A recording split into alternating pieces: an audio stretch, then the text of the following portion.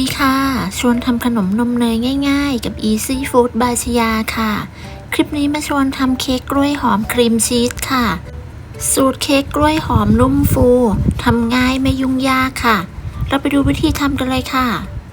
ปริมาณและอัตราส่วนผสมดูได้ในรายละเอียดและคำอธิบายใต้คลิปนะคะ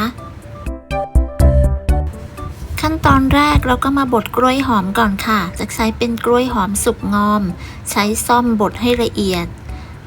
จากนั้นใส่น้ำมะนาวลงไป1ช้อนโต๊ะคนให้เข้ากันแล้วพักกล้วยหอมไว้ก่อนค่ะต่อไปเราก็มาทำส่วนผสมกันเลยค่ะตอกไข่ลงไปในโถจะใช้ไข่ไก่เบอร์2จำนวน3ฟองค่ะจากนั้นใส่น้ำตาลทรายลงไปตามด้วยเกลือ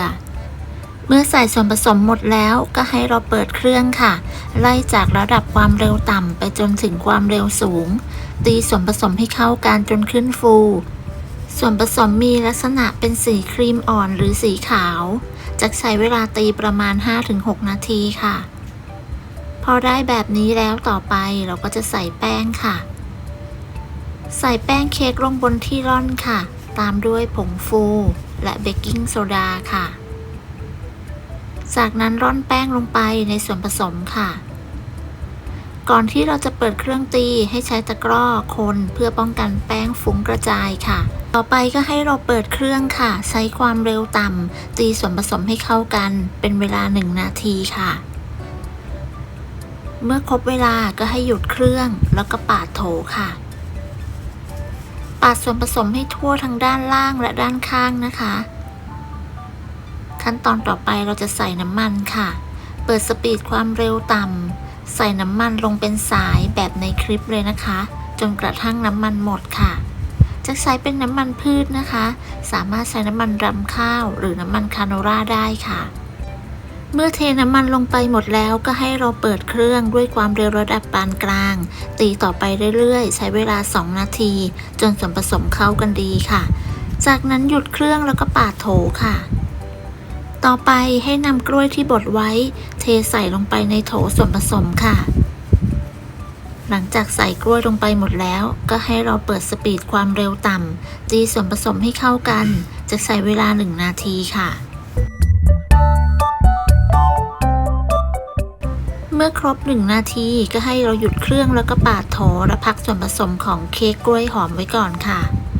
ต่อไปเรามาตีครีมชีสค่ะใช้ครีมชีสอุณหภูมิห้องนะคะใส่น้ำตาลไอซิ่งลงไปเปิดสปีดความเร็วสูงตีครีมชีสและน้ำตาลไอซิ่งให้เข้ากันค่ะ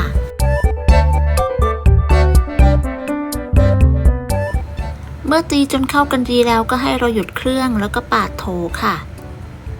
จากนั้นให้ใส่ไข่ไก่ลงไป1 ฟองจะใช้เป็นไข่เบอร์2ค่ะ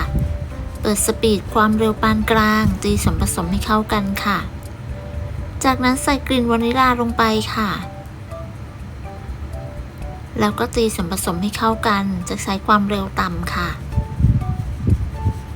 เมื่อตีส่วนผสมเข้ากันดีแล้วต่อไปจะใส่แป้งเค้กลงไปค่ะจากนั้นก็เปิดสปีดความเร็วต่ำตีส่วนผสมให้เข้ากันค่ะเมื่อส่วนผสมเข้ากันดีต่อไปก็จะหยุดเครื่องแล้วก็ปาดโถค่ะจากนั้นนำครีมชีสที่ได้ไปใส่ถุงบีบค่ะ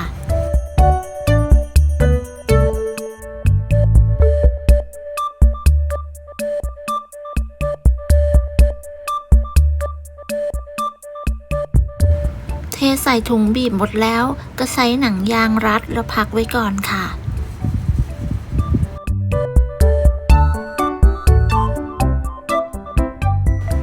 จากนั้นให้นำส่วนผสมของเค้กกล้วยหอมมาใส่ถุงบีบเช่นกันค่ะแล้วก็ใช้หนังยางรัดไว้แบบนี้นะคะเมื่อเวลานำไปใช้ก็ให้เราตัดปลายถุงค่ะบีบส่วนของเค้กกล้วยหอมลงไปก่อนค่ะ1 ใน 3ของถ้วยนะคะจากนั้นบีบครีมชีสลงไปตรงกลางของแต่ละถ้วยค่ะมากน้อยตามชอบเลยนะคะจะใช้ถ้วยจีบเบอร์3217ค่ะเมื่อบีบจนครบทุกถ้วยแล้วต่อไปก็ให้เราบีบส่วนผสมของเค้กกล้วยหอมด้านบนค่ะ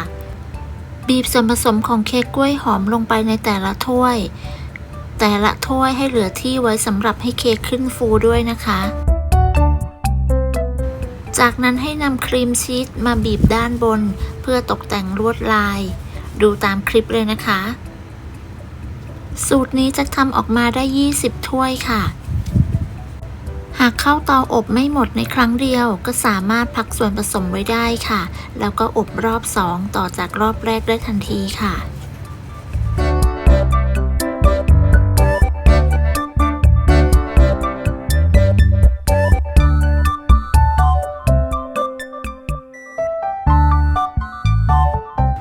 เมื่อใช้ครีมชีสตกแต่งลวดลายเสร็จแล้วก็นำเข้าอบได้เลยค่ะ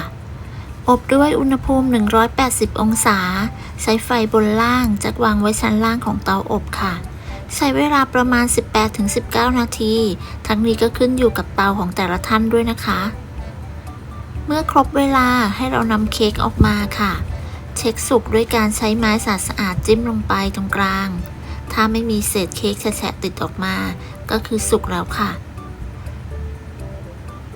จากนั้นก็ให้เรานำเค้กออกมาพักไว้บนตะแกรงแล้วก็รอให้เค้กเย็นค่ะ เค้กกล้วยหอมครีมชีสสูตรนี้เนื้อนุ่มหอมอร่อยรสชาติหวานน้อย วิธีการทำไม่ยุ่งยากเพื่อนๆลองทำกันดูนะคะ ขอบคุณสำหรับการติดตามรับชมคลิปนี้ค่ะ หากเพื่อนๆชอบก็อย่าลืมกดไลค์กดแชร์กดติดตามเพื่อเป็นกำลังใจให้กันด้วยนะคะ แล้วก็อย่าลืมกดกระดิ่งแจ้งเตือนเพื่อที่จะไม่พลาดในคลิปครั้งต่อไปด้วยค่ะสำหรับคลิปนี้จะต้องลาไปก่อนพบกันใหม่ในคลิปหน้านะคะสวัสดีค่ะ